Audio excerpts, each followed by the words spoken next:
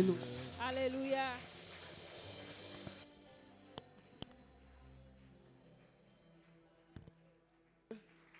Acclame son Saint-Nom, gloire à Jésus. Amen. Il est digne d'acclamation, il est digne de célébration. Amen. Amen. Gloire à Jésus. Amen. Nous pourrons nous asseoir dans sa présence. Amen. Amen. Amen. Notre Dieu, notre Père, nous voudrons te dire merci une fois encore pour ce moment. Merci pour la vie de chacun de nous.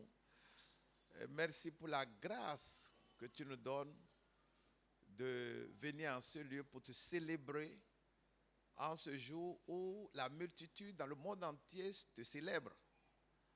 Merci pour ce privilège que nous avons de faire partie de ton Église. Et l'heure a sonné où nous voulons entendre ta parole.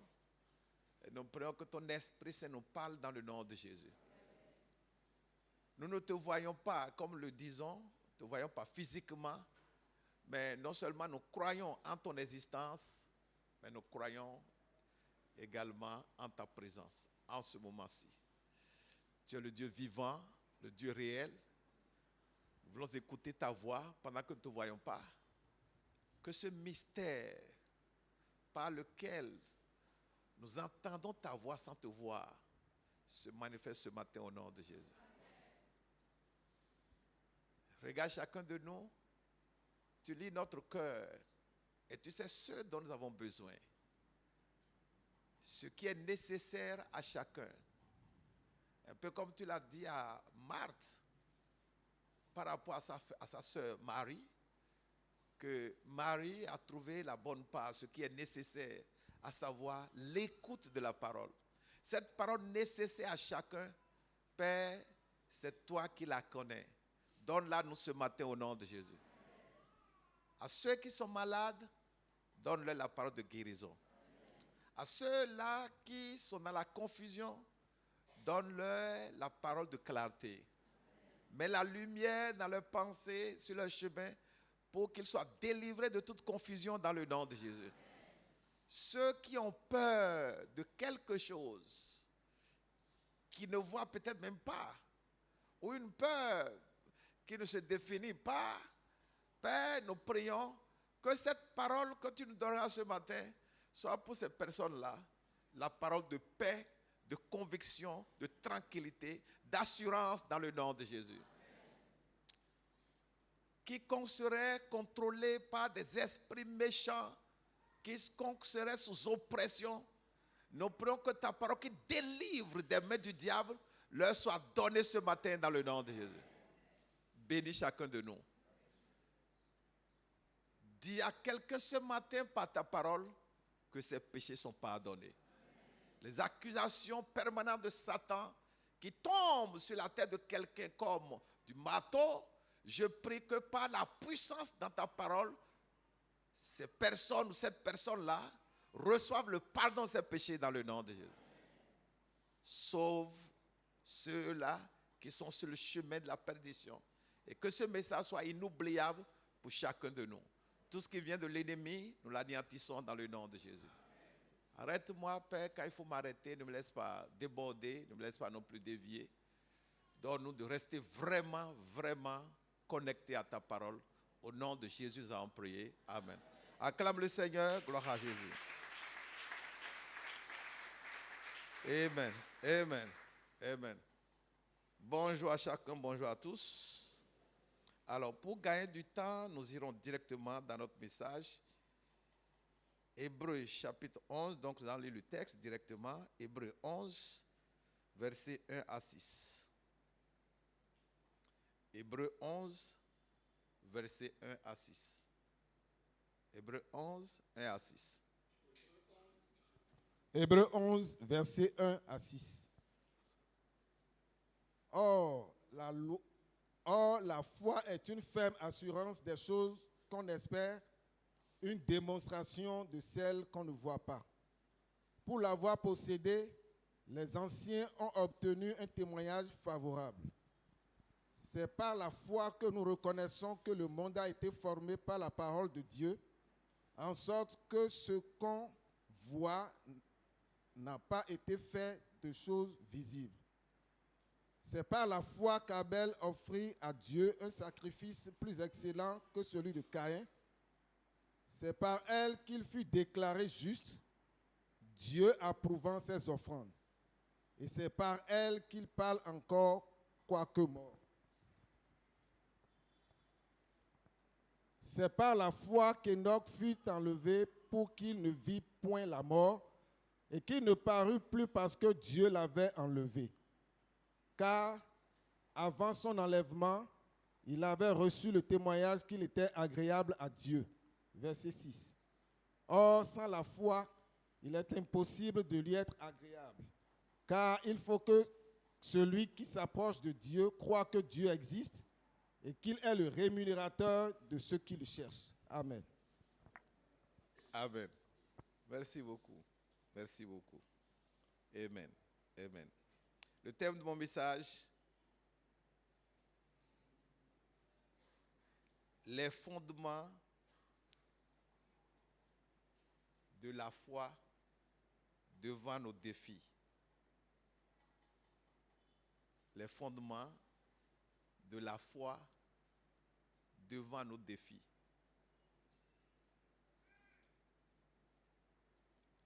Les fondements de la foi devant nos défis.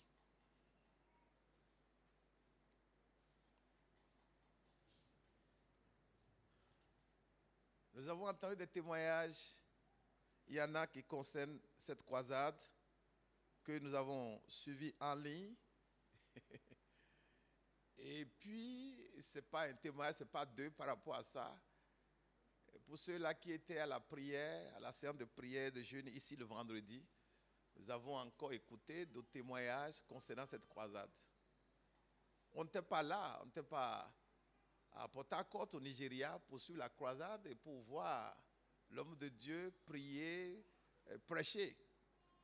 On est à des kilomètres, assurément des centaines de kilomètres de ce site où la croisade a eu lieu et pourtant nous avons expérimenté des miracles. Ça, c'est le mystère de la foi. La foi est vraiment un mystère. Et je réfléchis parfois, et je me dis, alors comment cela s'explique-t-il? Et je réalise que la foi est une réalité. Ça veut dire quoi? Ça veut dire que lorsque j'ai la foi, quelque chose peut se passer dans ma vie. Je suis en train de vous communiquer un message au travers de ce micro et il y a des appareils qui amplifient ma voix. Ça, c'est le rôle du micro. Et le micro est une réalité et qui joue un rôle. De la même manière, la foi est une réalité qui joue un rôle. Et la foi nous permet justement d'expérimenter des miracles de Dieu.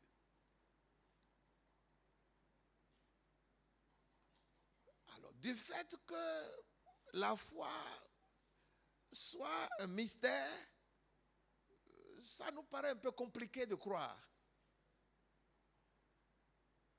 Ça nous paraît parfois ou souvent compliqué de croire.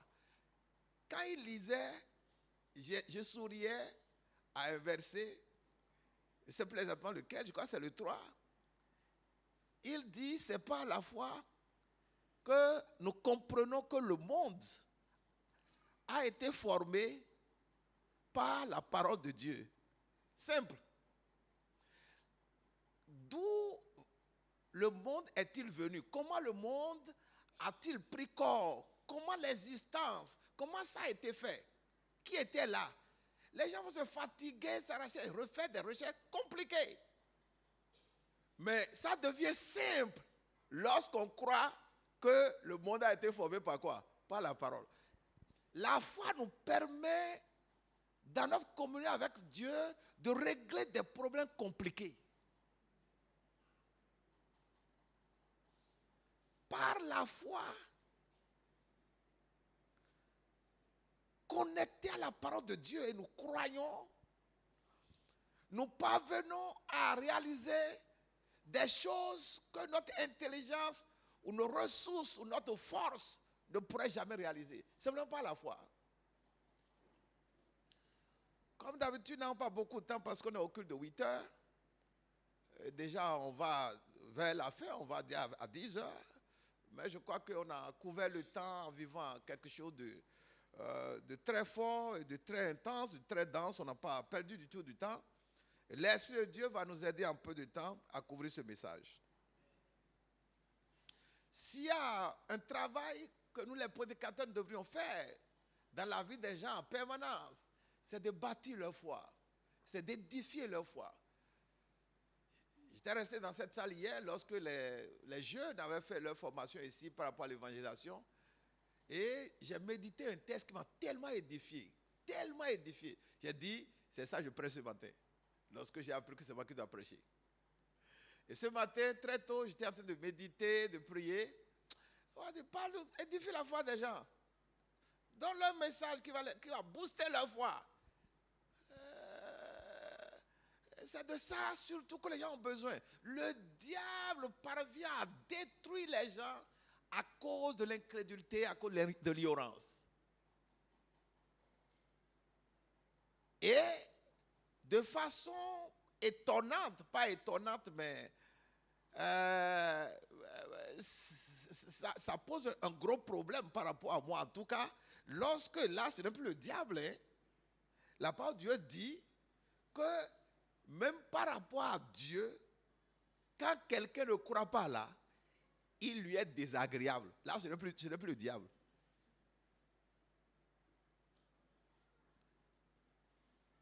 Par notre incrédulité, le diable parvient à avoir le dessus. Maintenant, par rapport à Dieu même là, lorsque nous ne croyons pas, Dieu même, il est dégoûté. Là, c'est sérieux. C'est vraiment sérieux. Ça veut dire qu'il y a un travail à faire. Notre frère a parlé ce matin de travailler sur notre identité, ça va toucher, mais également avec ce que nous sommes en train de voir là, ou d'entendre. Il faut travailler sur quoi? Il faut travailler sur notre foi. Vraiment travailler sur notre foi. Il faut vraiment travailler sur notre foi. Les fondements de la foi devant les défis, ou les fondements de notre foi devant nos défis.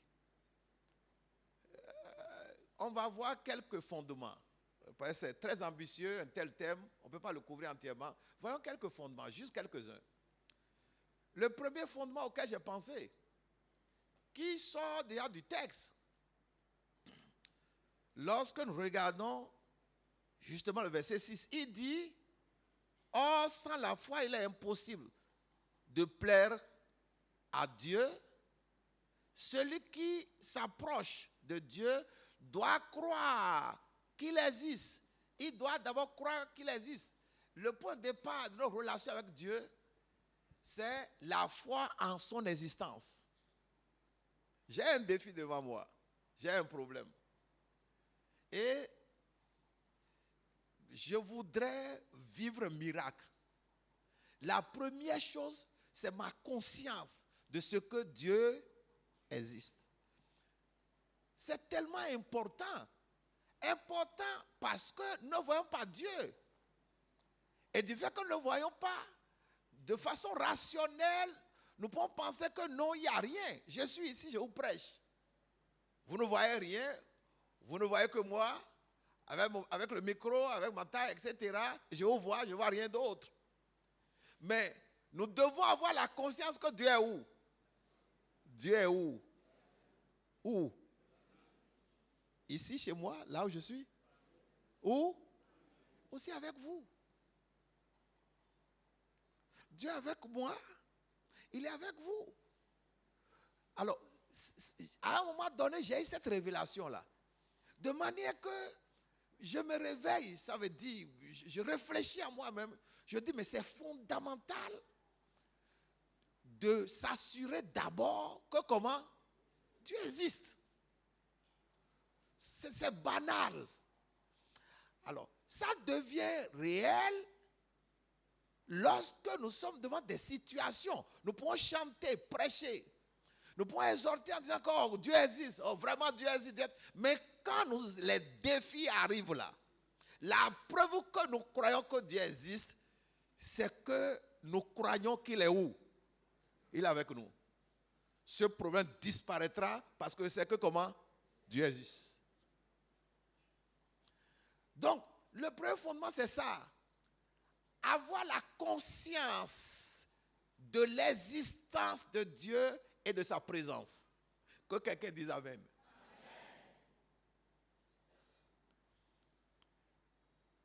Pendant que je suis en face de quelque chose, d'une situation grave, je suis en face d'un défi énorme qui me dépasse. Je me regarde, je me vois petit devant la situation, je vois ma défaite, je vois ma mort, je vois mon échec. Mais je sais qu'il y a un Dieu. Je sais que quoi? Je sais qu'il y a quoi? Je sais qu'il y a un Dieu. Il y a peut-être une bataille que quelqu'un me livre. Quelqu'un m'a défié, m'a menacé. Tu verras, je vais te montrer qui je suis. Tu vas voir. Pourquoi? Il est proche des politiciens. Il est proche du pouvoir. Ou bien il a de l'argent. Il a des relations. Ou bien il est allé à l'école et moi je n'ai pas été à l'école. Ou bien il est héritier ou quelque chose, je ne sais pas. Il compte sur quelque chose. Mais apparemment il me voit léger, moins qu'un moustique. Toi, il va te montrer ça ici. Je te montrerai ça. Dans cette entreprise, dans ce foyer, dans cette maison, je vais te montrer. Parce qu'il compte sur quelque chose. Et il me regarde, il se compare à moi, il voit que je ne vaux rien. Pendant que je suis enfant de Dieu, au lieu de regarder et de me rappeler ce que ce monsieur-là a fait, la manière dont il a tué des gens, ou cette dame-là a créé des problèmes, pendant que je suis enfant de Dieu, je viens à l'église, j'ai reçu Christ. Je fais une réflexion en moi-même. Après avoir entendu cette menace, quelque chose se déclenche dans mes pensées, la paix revient à moi, la peur disparaît lorsque la conscience est activée en moi que non seulement Dieu existe, mais mon Dieu est présent. Dieu est comment? Présent. On n'a pas le temps pour entrer dans des exemples, sortir des exemples. Mais je crois que vous vivez des choses comme ça parfois. Celui qui veut s'approcher de Dieu doit croire qu'il existe. La conscience de son existence et la conscience de sa présence. Deuxième fondement, pour aller vite, la vérité absolue de sa parole. La vérité absolue de sa parole. La vérité absolue de sa parole. Soit dit en passant, je voudrais saluer spécialement ceux-là qui nous ont visités pour la première fois et qui ont bien voulu faire le culte avec nous ce matin. Je prie que ce message soit d'abord pour eux dans le nom de Jésus. Et que leur vie ne soit plus jamais la même. Lorsque nous invitons des gens, ils viennent une fois, deux fois, trois fois. Parfois ou souvent, lorsque ce qu'ils cherchent ne trouvent pas. Parce que l'invitation que nous donnons, nous la faisons reposer sur une promesse. Si tu viens, ton problème aura de solution. Maintenant, ils viennent. Première, s'il n'y a pas de solution. Deuxième, troisième, quatrième. Ils disent, cette affaire-là, moi, je ne suis pas convaincu. Dieu ne ment pas. Et ses promesses ne sont jamais vides. La personne qui promet que lorsque tu viens vers Dieu, lorsque tu viens vers Jésus, ce que tu cherches, tu trouveras. La personne n'a pas menti. Le reste là, c'est une question de temps. Alors vous qui êtes venus pour la première fois, Dieu accomplira dans vos vies ce que vous recherchez dans le nom de Jésus.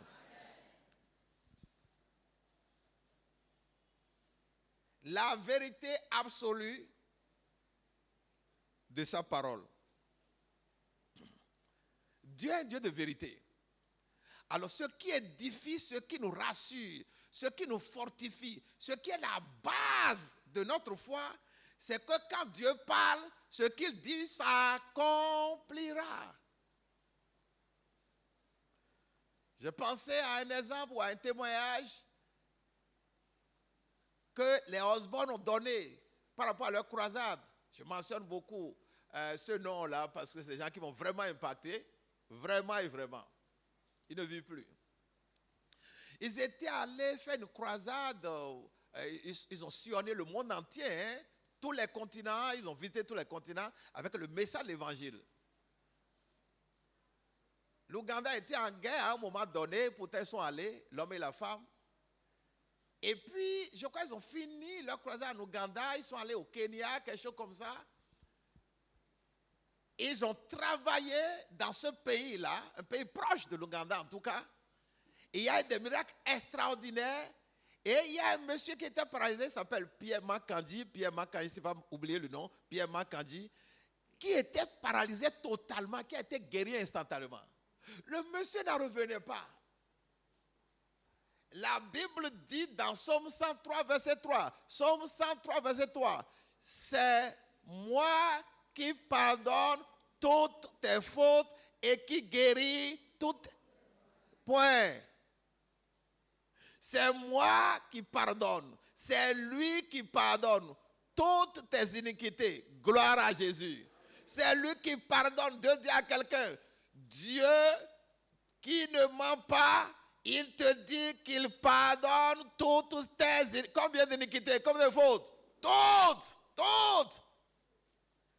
Quand il le dit, il le fait. C'est lui qui pardonne toutes tes fautes et qui guérit toutes, combien de maladies? Toutes les maladies. Les gens ont prêché ce message. Il aime tellement ce verset-là, Psaume 103, 23. Ils ont prêché ce message et ce monsieur absolument a cru à ça et il a été guéri de la paralysie. Je prie que toute maladie que tu seras en train de traîner pendant des années disparaisse ce matin au nom de Jésus. Pourquoi? Parce que sa parole le promet. Il a été guéri, il en était tellement joyeux, il en était tellement content, quelqu'un qui était totalement alité, qui ne croyait plus à quelque chose dans la vie, et n'était plus capable de faire quoi que ce soit, il devait dépendre des autres. Il a décidé d'aller évangéliser. Mais comment? Après sa guérison, les Osborne enseignent. Quand ils font les croisades, après ceux-là qui ont reçu Christ, ils les enseignent. Il les enseigne pendant une semaine, juste une semaine, pour les bâtir. Ce que nous appelons ici édification. Parce qu'ils viennent de recevoir Christ, ils connaissent pas Dieu, il faut ouvrir leurs yeux pour les amener à connaître celui-là vers qui ils sont venus et celui-là désormais qui sera leur maître, Jésus. Le monsieur a été bâti juste une semaine. Après la semaine, sans demander permission à personne. Il a pris la Bible, il a pris sa Bible, il a décidé de franchir la frontière pour venir en Ouganda, là où il y avait encore la guerre, ou après la guerre. Il arrive à la frontière et les policiers l'arrêtent. Parce que c'était au temps de la guerre, les frontières étaient fermées. On dit, il n'a pas de passeport. On dit, monsieur, vous voulez travailler là? Il avait déjà ses jambes. Il était galvanisé par le miracle de la guérison, de la restauration. Il dit, monsieur, pour ne pas traverser, montrez vos papiers. Où est votre passeport? Il dit, il a sorti sa Bible. On dit, mais comment? On demande passeport, vous sortez la Bible. Monsieur, où est votre passeport? Il dit, voici mon passeport. Il sort la Bible. Lorsque la foi est en nous, par rapport à ce que Dieu a fait, nous devenons fous. Et Dieu accompagne ça. Ne tremblons pas. Ça veut dire que quelque chose nous passe par la tête seulement et nous sortons ça. Et on dit, mais lui là, ça ne va pas. Il a sorti sa Bible. Les policiers sont concertés. Ils ont dit, bon, ce monsieur-là, je crois qu'il a un problème. Et il leur a dit, moi, je suis un résultat de miracle que Jésus a opéré. J'étais paralysé totalement. Et les Osborne, vous ne les connaissez pas? Mais ces gens-là ont prié. Il y a eu tellement de miracles. Et moi qui étais paralysé, je me suis retrouvé debout comme ça là. C'est pourquoi j'ai décidé de venir dans votre pays là pour prier pour les blessés. Je vais les guérir au nom de Jésus. Laisse-moi passer.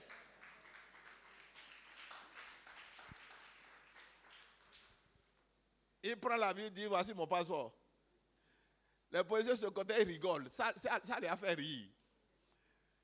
Ça leur donne des souris. Ils ont rigolé. Ils ont dit, ce monsieur-là, il est inoffensif. Laissez-le comment? Passer. La vérité absolue de sa parole. Quand Dieu parle, ce qu'il dit il accomplit. Dieu a parlé, Psaume 103, verset 3, et cet homme a cru à ça, il a été guéri. Mets ta foi dans la vérité de Dieu. La vérité de Dieu n'est pas relative. En science, il faut une découverte. Et une découverte qui est faite aujourd'hui, dans 100 ans, peut être périmée, dépassée, et il faut actualiser. On peut même parfois trouver que c'était grave, même si c'était une erreur et que c'est un mensonge. La personne qui avait découvert ce qu'il a ou ce qu'elle a considéré comme vérité était peut-être de bonne foi. Mais les hommes sont limités. Ils n'ont pas toute la capacité intellectuelle pour apprécier ce qu'ils voient. J'ai lu dans un journal, il y a un moment, un grand médecin qui a confessé, je ne sais pas si c'est le mot approprié pour eux, il a reconnu. Il y avait un traitement qu'on faisait par rapport à une maladie grave, mortelle. Et lui, il a exercé ça pendant plus de 20 ans, a appliqué le traitement, je suppose de façon honnête. Et plus tard, il a découvert que ça créait des dégâts dans la santé des gens, des dégâts graves. Au moins, il ne s'est pas tué, il a dit ça, il a été honnête. Plus de 20 ans, plus de 25 ans, quelque chose comme ça, il dit, un grand médecin. Toute vérité humaine est relative. Parce que les hommes sont limités dans leur capacité de jugement. Les paramètres dont ils tiennent compte pour bâtir leurs résultats, pour établir leur thèse, ces paramètres-là ne sont jamais complets. Il y en aurait toujours quelque part quelque chose qui ne maîtrise pas. Dieu a la capacité surnaturelle, et on verra ça tout à l'heure, de couvrir toute considération par rapport juste à quelque chose qui est réel, par rapport à une vérité. Dieu va considérer toute chose. Et c'est ça parfois notre problème. C'est ça parfois notre problème. Lorsque un problème se pose, nous regardons d'un point de vue purement humain. D'un point de vue purement humain. Dans Luc chapitre 10, ça c'est le texte qu'elle a utilisé, notre soeur qui a prêché le dimanche dernier à 10h. Ce message m'a beaucoup touché et ça m'a inspiré d'ailleurs par rapport à ceci. En nous parlant des bases de notre autorité, c'est ça? Les bases de notre autorité? Ouais, j'ai bu et j'ai mangé ce message-là.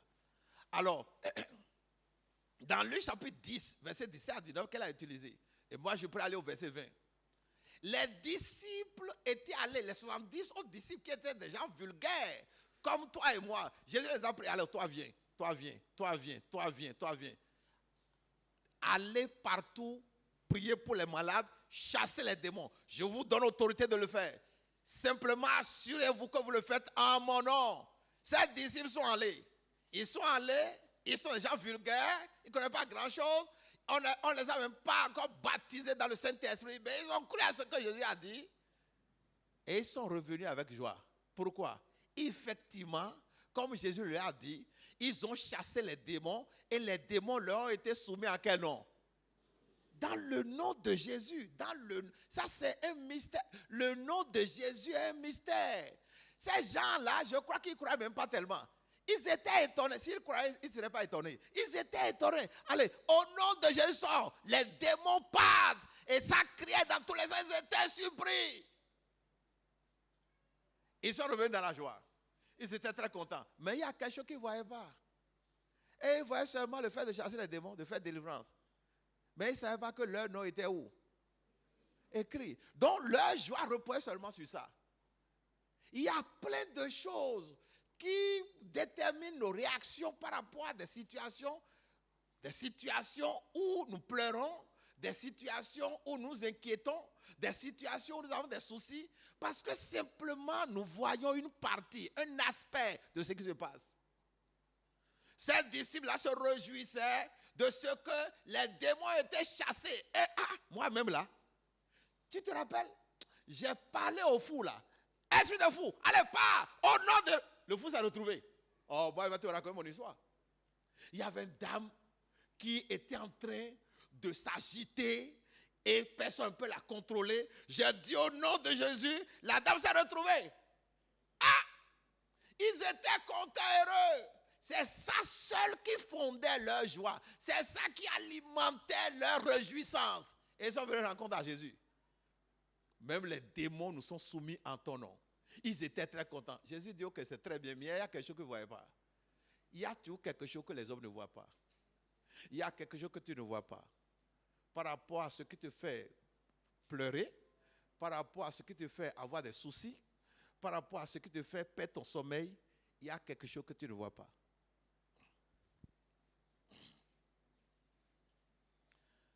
C'est la raison pour laquelle nous devons nous laisser gérer par l'Esprit de Dieu, qui est Dieu lui-même, qui voit tout. Quand Dieu parle en fonction de ce qu'il connaît. Quand Dieu parle, il parle en fonction de quoi? De ce qu'il connaît. Et qu'est-ce que Dieu connaît? Dieu connaît tout. Il connaît tout. Quand Dieu te dit n'aie pas peur, il sait pourquoi il dit comment?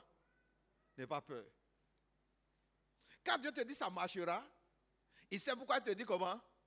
Ça marchera. Quand Dieu te dit vas-y, malgré les obstacles que tu vois là, il sait pourquoi il dit comment? Vas-y. Mais il y a des choses que tu ne connais pas, il y a des choses que tu ne vois pas. Ces disciples-là, ils étaient contents, heureux, parce qu'ils ont vu seulement les démons chasser. Mais Jésus leur a dit non, il y a quelque chose d'autre que vous ne voyez pas. Il y a quelque chose d'autre que vous ne voyez pas. J'ai vu vos noms écrits dans les cieux. Ils ne savent même pas ce que ça signifie. Beaucoup de chrétiens perdent la joie parce qu'ils sont bornés juste à un petit lot, à un petit espace de quelque chose qu'ils connaissent et qu'ils connaissent pour souvent de façon erronée. Je prie que le Saint-Esprit étende notre connaissance dans le nom de Jésus. Jésus lui a dit, et j'aime beaucoup ce verset vert là, Jésus lui a dit, ne vous réjouissez pas seulement, il n'y a même pas eu seulement. Il dit, ne vous réjouissez pas de ce que les démons vous sont soumis, mais réjouissez-vous de ce que, comment? Alors, toi et moi là, même toi et moi, est-ce que nous y pensons même? Nos noms sont écrits dans les cieux là, est-ce que ça nous dit quelque chose? Qu'est-ce qui donne notre joie? Qu'est-ce qui nous donne la joie? Ce qui donne la joie, c'est, je ne sais pas, je me suis marié, et puis bon, j'ai réussi à mon examen, on a donné les résultats de CPE. Il y a un frère qui est venu, c'est facile, il est là maintenant. Le vendredi, il a donné son témoignage, il dit, Dieu m'a tellement, vraiment, il a tellement fait de miracles dans ma vie, et le vendredi dernier, il a là encore fait un très grand. Je dis, ah, qu'est-ce qu'il veut dire? Un grand miracle? Ok, on y va. Il dit, mon enfant a réussi au CPE.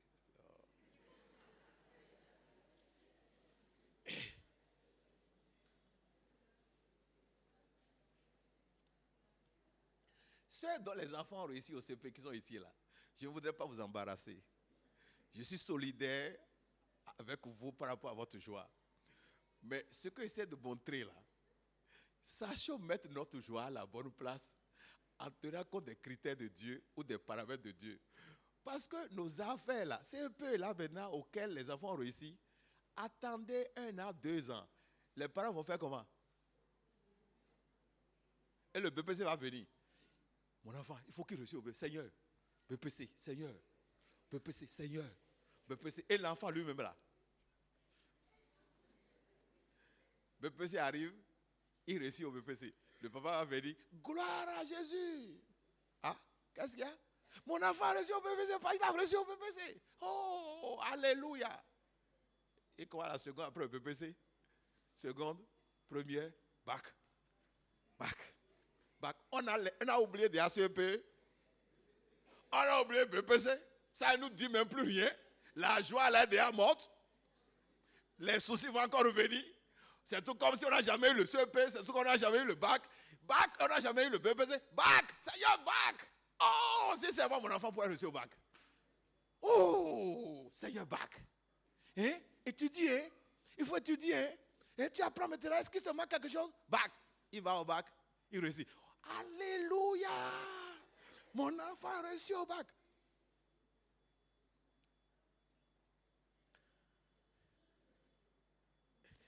Et il doit aller à l'université maintenant. En fait, l'université, ça devient un grand défi. Et on dit, bon, il est à quelle université? Ok, université privée, publique, etc. là, 500 000, 600 000. Et c'est qu'à la vie, dans un amphi, maintenant, dans sa filière là, ils ont 10 000, ils ont 12 000. Ah! La fête de bac même là, ça va sortir sa tête.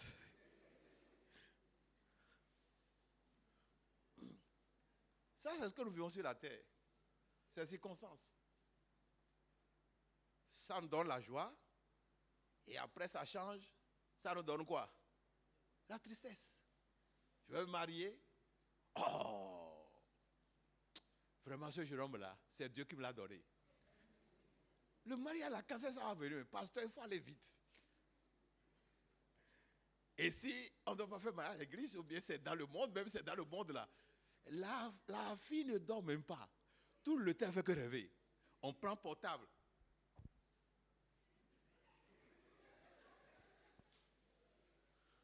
On regarde statut, on regarde profil.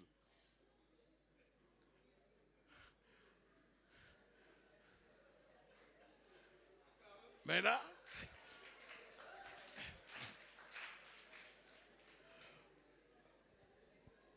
ils se mettent ensemble. Ils se mettent ensemble 1 mois, 2 mois, 1 an, 2 ans, 3 ans, 5 ans, etc.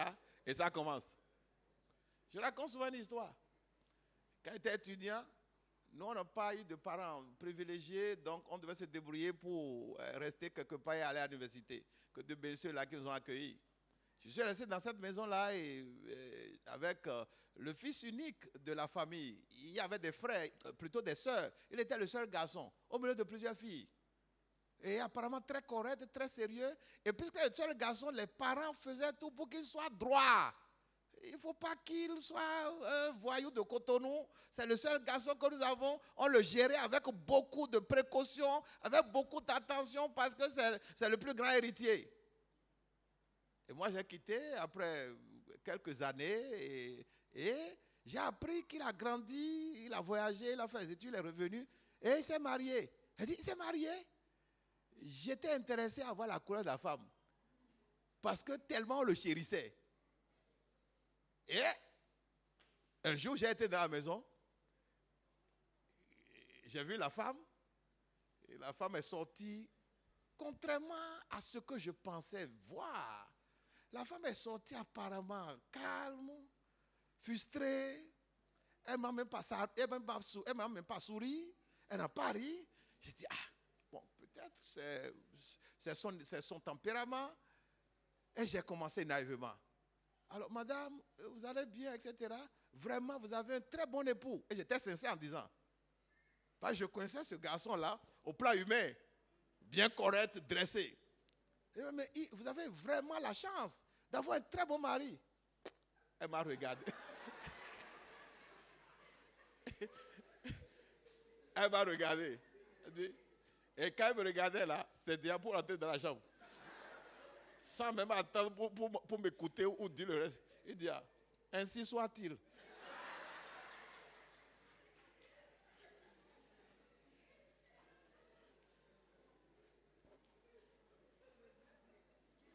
J'ai jamais oublié cette phrase-là. J'ai jamais oublié. Elle m'a descendu quoi. J'ai dit, ainsi soit-il. Par rapport à mon frère là.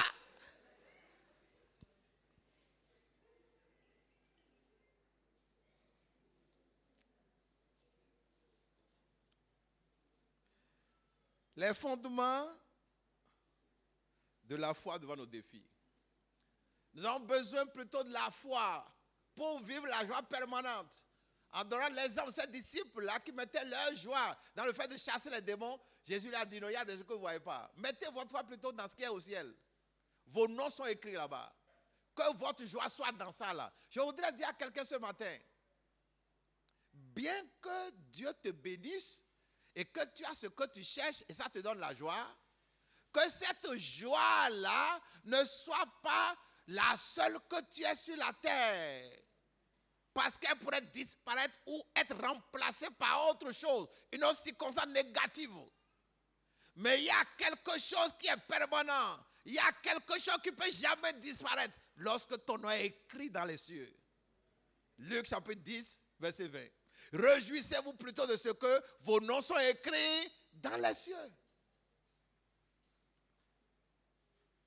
Les fondements de notre foi. Troisième fondement. La capacité surnaturelle de sa personne. La capacité surnaturelle de sa personne. Lorsque nous sommes devant les défis et nous voulons que Dieu intervienne, nous cherchons l'intervention de Dieu. Sachons que nous n'avons pas affaire à un homme. Quand nous voulons que c'est Dieu qui intervienne là, sachons faire la différence entre Dieu et qui? Entre Dieu et qui? Entre Dieu et un homme. Entre Dieu et un homme. Maintenant, quand ça arrive là, on perd contrôle, on oublie, on est bouleversé, on n'a même pas le cœur tranquille, la paix du cœur pour regarder. Mais en fait là, je prie là. Quand je prie vers qui? Je veux l'intervention de qui? Je cherche l'intervention de qui? Je cherche l'intervention de Dieu, pas l'intervention d'un homme. La Bible dit, dans Nombre chapitre 23, verset 19, nous connaissons beaucoup, j'espère, beaucoup parmi nous connaissent ce verset-là. Nombre 23, verset 19, qu'est-ce qu'il dit? Il dit comment? Dieu n'est pas comment? Et moi je dirais ce matin, Dieu n'est pas un homme pour être faible. Nombre 23, 19 dit, Dieu n'est pas un homme pour mentir. Et moi je voudrais ajouter ce matin, Dieu n'est pas un homme pour être comment? Pour être faible. Mon frère, ma soeur, je voudrais te dire devant ce défi-là, Dieu n'est pas un homme pour être faible. Sache à qui tu as affaire. Dans la croisade, nous avons entendu des témoignages incroyables. Des témoignages incroyables. Il y avait un homme un jeune homme qui était fou. Il est resté fou pendant 4 ans. Plus de 4 ans même. Et il est venu à la croisade. En fait, comment est-il venu à la croisade? Dans sa folie là, il a vu une jeune dame, je crois une dame, qui allait à la croisade et il a demandé à la dame de lui donner l'argent pour acheter du pain. La dame lui a donné l'argent, il a acheté son pain là, et la dame lui a dit, viens avec moi à la croisade. Et au moins il a été lucide pour comprendre ça là. Il a suivi la dame pour aller à la croisade. Il était dans la foule. Le prédicateur, le pasteur, comment ne savait même pas qu'il était là. Le temps de la prière a commencé. On a lancé la prière. Ce jeune homme est tombé pan comme ça là. Les gens qui étaient là, c'était des vendeuses. Selon le témoignage qu'ils ont donné. Les vendeurs là disaient, le fou est mort. Le fou est mort. Le fou est mort. Le fou est mort. Il y avait un pasteur qui était là et qui connaissait un peu comment l'esprit opère. Vous voyez, ça c'est les hommes ça. Les hommes vont regarder avec leurs yeux physiques sur la base de quoi? De leur quoi? De leur connaissance. Eux ne savent pas que quand ça s'est passé là, c'est le démon qui est sorti. Eux ne savent pas ça. Ça c'est la connaissance. Mais le pasteur savait ça. Il savait que c'est l'esprit de la folie qui a disparu. C'est l'esprit de la folie qui est tombé. Luc chapitre 10, verset 17 à 18. Jésus a dit au verset 18, je crois, il dit, je voyais Satan tomber. Satan faisait quoi? Il n'est pas descendu. Hein? Il y a une différence entre descendre et comment? Tomber. Si je descends, je le fais de moi-même. Mais si je suis tombé là, j'ai été victime d'une chute. Satan a été victime d'une chute par l'autorité qui le dépasse. Et Jésus a vu ça. Les disciples n'ont pas vu ça. Jésus dit, je vois Satan tomber. Quand quelqu'un dit Satan est tombé. Mais quand on n'a pas de Jésus, Jésus est descendu du ciel, il n'est pas tombé du ciel. Que quelqu'un dise gloire à Dieu. Jésus n'est pas tombé. Jean chapitre 6. Je suis le pain de vie qui est descendu d'où? Pas tombé du ciel. Lisons la Bible pour édifier notre foi. Lisons la Bible pour laisser la parole de Dieu bâtir comme un roc solide notre foi. Le jeune homme est tombé. Les gens disaient qu'il était mort. Le pasteur savait qu'il n'était pas mort. Ils l'ont pris là, ils ont essayé de l'aider, il s'est levé. Quand il s'est levé là, la folie a totalement disparu. Il était complètement libéré. Totalement libéré, totalement. Et ça m'a rappelé un témoin ici. Quand je suis rentré à la maison, il dit, mais Dieu est pareil partout. Nous étions ici dans un programme de jeûne, clôture de jeûne. Et Dieu fait des miracles extraordinaires quand même, nous en sommes témoins. La dame, pendant 6 mois, traînait des maux de tête atroces. Atroces. Elle habitait loin, en profondeur. Elle venait à l'église, mais elle n'était plus jamais venue. Pendant 6 mois, les gens lui ont demandé d'aller chez les féticheurs pour qu'on le coupe ici. C'est ça, nous connaissons. Ça, c'est la solution du diable pour nous faire souffrir, pour faire souffrir les gens. Sors de ces choses. Elle est venue, elle est restée au milieu quelque part ici, là, une dame. Le temps de la prière a commencé, on est resté au podium comme ça, là. Pendant qu'on s'est mis à prier, exactement comme l'histoire du fou, elle est tombée pas à l'endroit là, je me rappelle, je le vois encore debout là. Là, elle est tombée pas comme ça là. Est-ce que vous savez, il y a des gens qui n'aiment pas ça là? Ils n'aiment pas que les gens tombent. C'est biblique, c'est dans la Bible. Le diable fait ça aussi, le diable fait tomber les gens pour distraire. Je suis conscient de ça. Et je dis souvent, ce n'est pas parce que les femmes font avortement pour continuer à se prostituer qu'il faut arrêter d'enceintrer les femmes.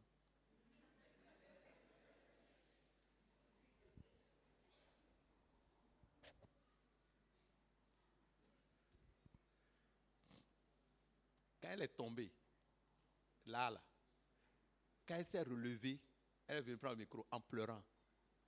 Jésus l'a guérie totalement, instantanément, là.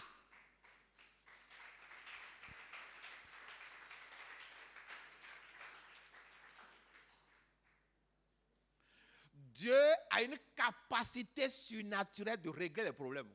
Dieu a quoi? Quelle capacité? Tu ne peux pas savoir comment il le fait. Il va le faire.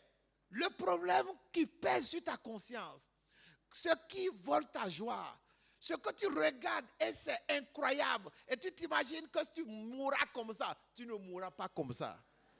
Dieu va déployer sa capacité surnaturelle pour te délivrer au nom de Jésus. Les fondements de la foi devant nos défis. Tu es devant un défi et tu regardes, tu ne sais pas de quel côté il faut prendre ça. Regarde la capacité surnaturelle. Le mot surnaturel est important. Capacité comment? Ce n'est pas seulement capacité, mais quelle capacité? Ça veut dire quoi? Capacité surnaturelle, ça veut dire quoi? Hein? Comment?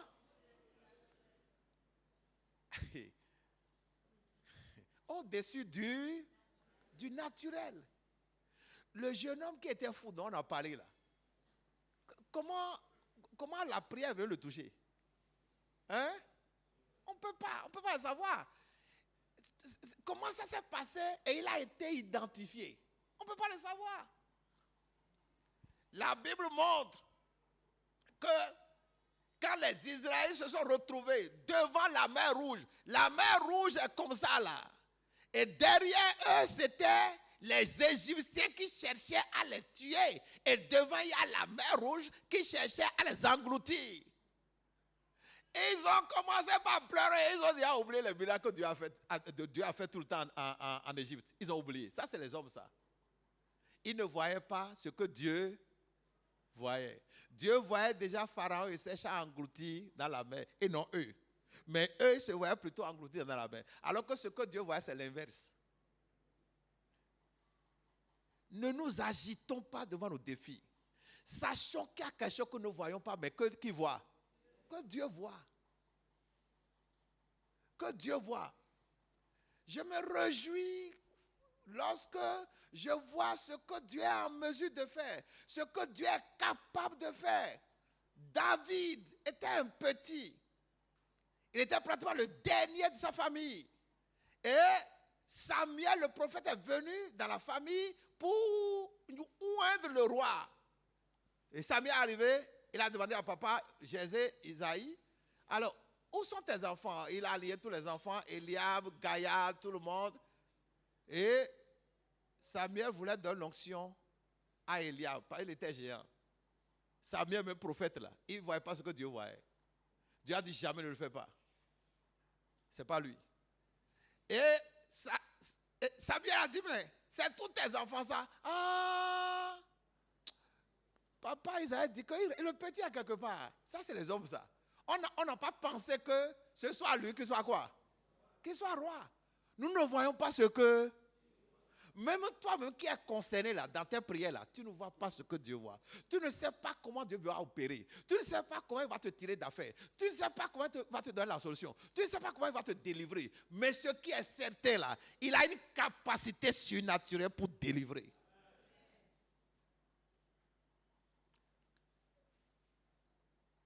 Dieu a dit à Moïse, lève ton bâton, cesse de parler. Et tu verras ce qui va se passer. Moïse a levé son bâton, les eaux sont fendues en deux comme ça là. Ça a fait une frange à droite, une autre frange à gauche. Il dit, allez-y. Dieu a une capacité surnaturelle de régler les problèmes. Capacité, que quelqu'un dit capacité surnaturelle. Capacité surnaturelle. Capacité surnaturelle. Le temps est passé, sinon j'allais donner un exemple concernant moi-même, mais c'est tant mieux. Je fais cas de ça. Le quatrième point, fondement. J'ai appelé ça l'historique incontestable de sa fidélité. Oh yes. L'historique incontestable de sa fidélité. Quand j'ai mis ce titre-là, moi-même là, j'ai commencé à sentir des émotions. Je vous dis la vérité. L'historique incontestable. Quelqu'un doit prêcher ce message. Quelqu'un doit prendre ce message et aller dire ça à quelqu'un d'autre. Pour remonter sa foi et prier avec lui. L'historique incontestable de sa capacité. Qu'est-ce que ça veut dire? Lorsque quelqu'un fait une promesse, demain là, tu as besoin d'argent, non? Combien? Combien? 200 000? Demain à 19h, je t'amène 600 000. Ça, c'est que tu peux. Ah! Demain, 19h, là, il ne vient pas. Tu attends 20h, 21h, minuit. Je dis, ok, il va venir le lendemain. Le lendemain arrive 8h, 10h, 11h. Il va venir 3 jours plus tard. Tu attends. Ça, c'est les hommes, ça. Hein? Et finalement, qu'est-ce que tu dis? Ah, il m'a menti. Et tu l'appelles. Ah, mais j'étais plus on laisse, tu sais. Et ma femme devait revenir de Paris. Et elle est arrivée à l'aéroport. Elle a oublié ses valises. Donc, elle m'a appelé. Et puis, j'ai été obligé de courir pour aller à l'aéroport. Je connaissais le policier qui était en chef là-bas. Et il m'a dit d'attendre là. Et j'ai attendu jusqu'à 23h. Je n'ai même pas mangé toute la journée. J'étais fatigué. Et ça a développé même, ça a développé même un palu. Parce que les moustiques m'ont piqué à l'aéroport. Et je suis resté sous... Bla, bla, bla, bla, bla, bla, bla, bla, bla, bla, bla. L'argent est là. Lundi prochain, je vais t'amener ça. Tu seras là? Oui, ok. On fait comme ça? Ok. Et tu attends. Tu es sûr, il va le faire. Lundi arrive là. Il a dit 10h. 10h arrive. Il ne vient pas. 11h. Il ne vient pas. 13h. Il ne vient pas. 15h. Il ne vient pas. Allô? Allô? Son téléphone ne sonne même pas. Nous sommes habitués à ces choses. De la part de qui? Des hommes. Parfois, ça peut être qu'il est de mauvaise foi. Il est un menteur certifié. Et Il n'avait aucun, il est endetté, mais il ne peut même pas trouver 50 francs. Mais il te promet ça là, parce qu'il est orgueilleux. De mauvaise foi. Il peut aussi être de bonne foi. Et quelque chose s'est passé, il n'en a pas eu les moyens. Dieu n'est ni menteur, ni faible. Dieu n'est ni menteur, ni comment? Ni faible. Alors, historique, incontestable, là, c'est quoi? Celui qui a promis, là, et n'a pas pu, désormais, là, s'il promet, comment tu vas faire? Tu vas attendre? Quand on était missionnaire à Paraco, là, notre groupe électronique était gâté, le groupe de l'église était gâté. Et on a appelé quelqu'un pour venir réparer. On l'appelle Mombo. Ça, c'est pas Mombo, là. Mombo. A dit, ça, c'est pas français, hein? Ça, c'est Yoruba. Mombo veut dire quoi? A dit que quand il te dit, attends, là, il faut partir, quoi. Il ne faut pas attendre.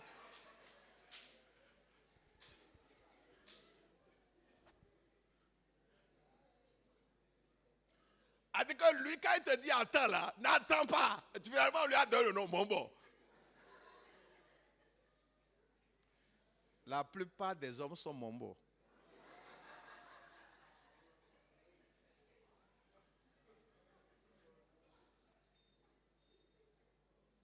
Et quand c'est comme ça, on ne les attend plus. On n'attend plus. Mais Dieu a une historique comment? Incontestable de quoi? Romains chapitre 4, Romains 4, verset 21. Romains 4, verset 21, il dit, ce que Dieu t'a promis là, il a la capacité de l'accomplir. A dit, quand tu prends Dieu, dans ce que les Anglais appellent record, a dit, quand on voit Dieu dans sa relation avec les hommes, on note qu'il est constant dans l'accomplissement de quoi? Je m'assois souvent, et là je vous dis la vérité, je m'assois souvent, et pour me redonner espoir par rapport à des défis, dans ma vie professionnelle, dans ma vie académique, comment Dieu a été avec moi, je ne compte pas compter. Il a fait ceci. Je devais échouer, j'ai réussi. Je devais mourir, j'ai été ressuscité. Je devais avoir tel problème, j'ai eu la solution. Je ne compte pas compter. Je vous dis la vérité. Je ne compte pas compter. Je ne compte pas compter. Je ne compte pas compter. Et pendant que je devais être soucieux là, la joie revient. Parce que je vois quoi de Dieu? La fidélité. Je voudrais dire à quelqu'un ce matin, Dieu est comment? Dieu est fidèle. Quand j'ai laissé mon travail, où je gagnais beaucoup d'argent, etc., on a fait la folie de laisser le travail, de devenir pasteur. C'est que Dieu bénisse ma femme. Je ne peux pas vous dire ce que ça a été avant qu'on ne soit totalement ce qu'on est aujourd'hui. Et ça continue. C'est même le début. La dernière voiture que j'ai eue, pendant que j'ai laissé mon travail, je suis arrivé quelque part à Sacré-Cœur comme ça a fumé. C'est-à-dire le moteur a coulé. Et c'est comment? Mais je n'avais plus d'argent. Je n'étais plus au travail. Je vais rouvrir ça comment? Et ça a commencé. Je ne vais pas donner le détail. Et à un moment donné, on s'est débrouillé, on a vendu passer, on a acheté une voiture de 2 portières cabossée dans le flanc comme ça là. Je ne pourrais jamais faire ça si j'étais au travail. Jamais. Je n'aurais jamais fait ça si j'étais au travail. Jamais. Je n'ai jamais oublié, on était à Carrefour. Vers Zongo là.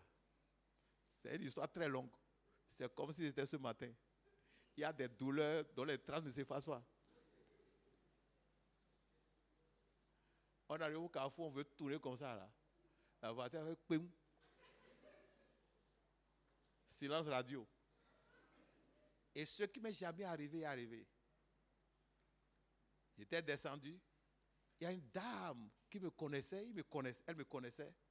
Elle était choquée. Elle s'est mise à pousser avec moi la voiture. Ma femme et moi, on connaissait ces gens pendant un moment, pendant longtemps. Mais on croyait à la capacité de Dieu. C'était douloureux. On croyait à la capacité de Dieu. Jusqu'à ce qu'un jour, Dieu, dans sa grâce, nous a amenés à acheter une vraie voiture. Ça veut dire qu'il y a des fausses voitures.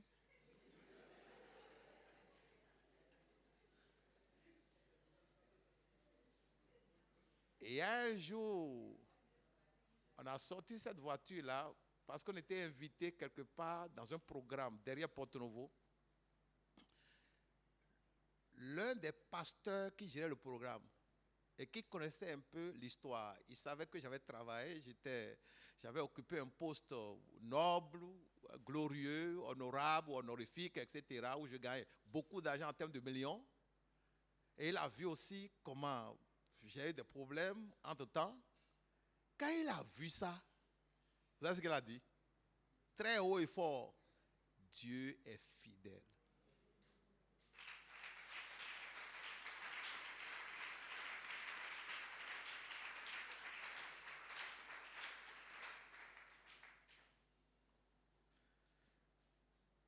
Dieu a une historique incontestable de quoi?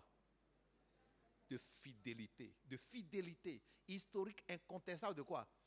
Fidélité. David a dit devant Goliath ou devant Saül, il dit, moi j'irai combattre Saül, je vais le tuer. On dit j'irai combattre Goliath. 1 Samuel chapitre 17. Goliath qui fait la terreur d'Israël. Saül il est un militaire. Les Eliab, ce sont des militaires. Le petit David est civil, petit comme ça là. Il dit que lui, là, tu es Goliath. Mon fils, qu'est-ce que tu dis? Ça, c'est le verset 30 ou 31. Saül essaie de le raisonner. La foi change nos statuts. Son statut, c'est civil. Là où les militaires étaient en train de trembler, là, le civil est devenu général. À cause de quoi? À cause de la foi.